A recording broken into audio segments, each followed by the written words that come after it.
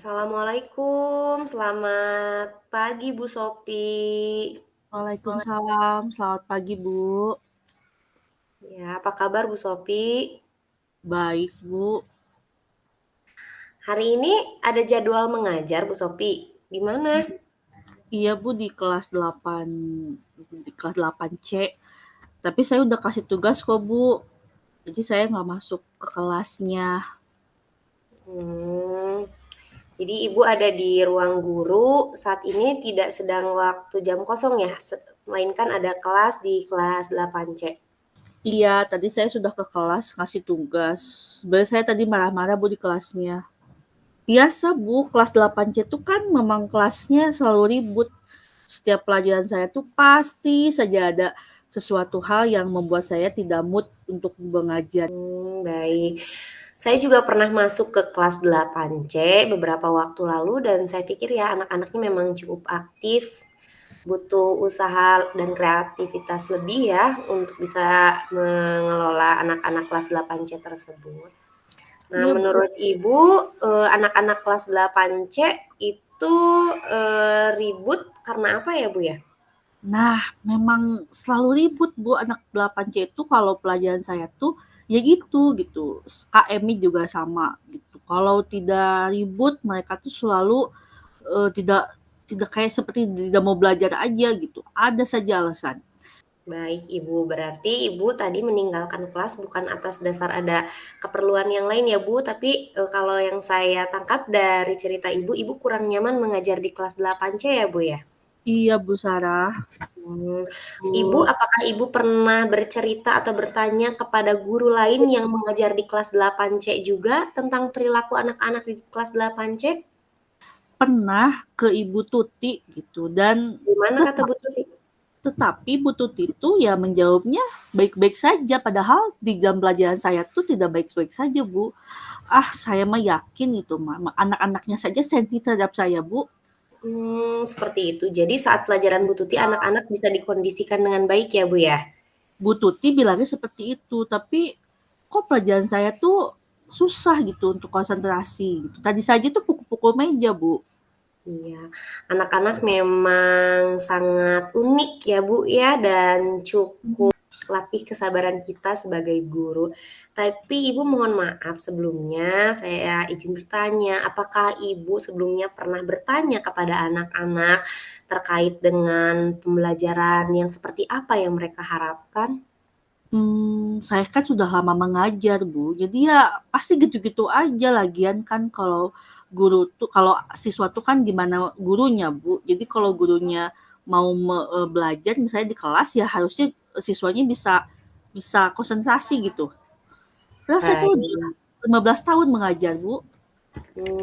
Sudah cukup lama ya, Bu, ya, Ibu sudah Iya. banyak pengalamannya. Tapi Ibu, apakah Ibu di awal tahun pembelajaran sudah melakukan asesmen awal pembelajaran untuk mengetahui minat, bakat, gaya belajar, dan kemampuan para siswa di kelas 8C? Mmm, belum sih, Bu, karena ya itu tadi tidak sempat. Selain tidak sempat, adakah alasan lain kenapa Ibu tidak melakukan asesmen awal pembelajaran di kelas 8C? Mungkin Ibu memiliki hambatan atau kesulitan? Mmm, saya tuh susah gitu, Bu, karena, menurut saya tidak terlalu penting sih, Bu. Lalu emang apa sih, Bu, kenapa sih kita harus ada asesmen itu?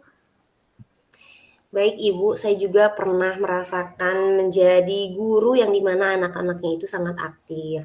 Awalnya saya juga merasa bahwa, dengan pengalaman yang telah saya dapatkan selama menjadi guru yang bertahun-tahun ini, saya cukup bisa membaca situasi dan juga mengatasi, peserta didik di dalam kelas.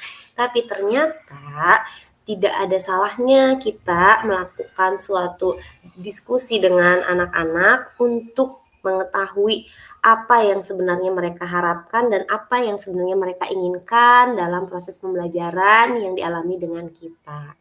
Apabila yang mereka inginkan masih sesuai dan masih bisa efektif dalam pembelajaran, kenapa tidak kita kabulkan pembelajaran mereka atau kemauan seperti yang mereka inginkan. Karena menurut saya dan telah dibuktikan juga dengan beberapa praktik baik yang dilakukan, ternyata menciptakan iklim belajar yang menyenangkan dan bermakna itu sangat memberikan banyak pengaruh positif terhadap anak. Seperti Ibu. Emang boleh ya Bu ya nanya gitu ke anak? Saya mah takut kalau misalnya saya di kelas nanya seperti itu, anaknya tuh malah makin ngawur gitu Bu. Emang boleh ya? Iya Ibu, kita tentunya sebagai seorang guru memiliki kendali penuh saat kita berada di kelas karena kita adalah seorang pemimpin pembelajaran.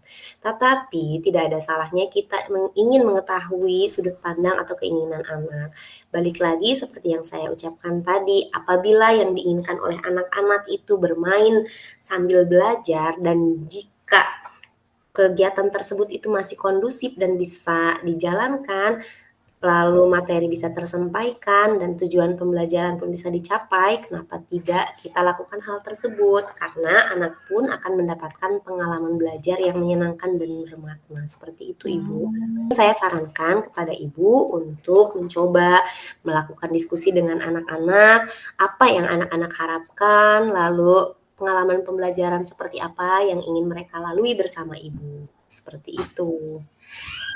Boleh juga sih Bu. Tapi nanti saya boleh nggak konsultasi gitu Bu? Saya mencoba dulu nih, tapi saya konsultasi ke Ibu boleh nggak kira-kira Bu? Silakan Ibu dengan senang hati, silakan Ibu bisa menanyakan apapun, saya sangat senang bisa membantu Ibu. Untuk Tapi selanjutnya, Ibu melakukan juga asesmen awal pembelajaran untuk mengetahui gaya belajar anak-anak. Karena untuk mengetahui gaya belajar anak-anak itu sangat penting, Bu. Kita bisa melakukan strategi, pendekatan, metode yang sesuai dengan kebutuhan mereka, seperti itu. Ya deh saya coba dulu ya Bu ya. Lalu Ya, Bu kira-kira itu, kalau sudah sesuai gitu, anak-anak yakin Bu ini nggak akan kayak sekarang nih 8C? Ibu harus konsisten melakukan refleksi pembelajaran bersama anak-anak setelah melakukan pembelajaran.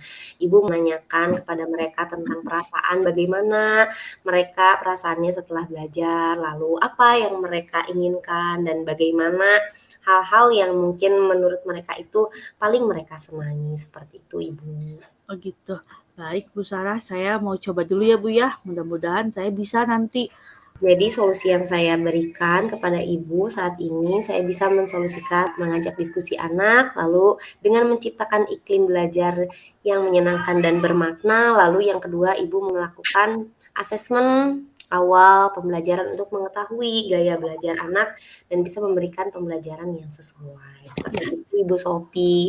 Nah, untuk menerapkan hal tersebut, adakah dukungan dari pihak lain yang mungkin Ibu Sophie butuhkan untuk menerapkan rencana-rencana yang akan dilakukan oleh Bu Sophie ke depannya? saya minta bantuan aja Bu, nanti Ibu masuk kelas saya gitu, apakah sudah berhasil apa belum? Adakah pihak lain yang Ibu butuhkan untuk mensukseskan rencana Ibu selain saya? Saya paling naik ke Bu Tuti lagi Bu. Bu Tuti mau nggak berkolaborasi dengan saya gitu?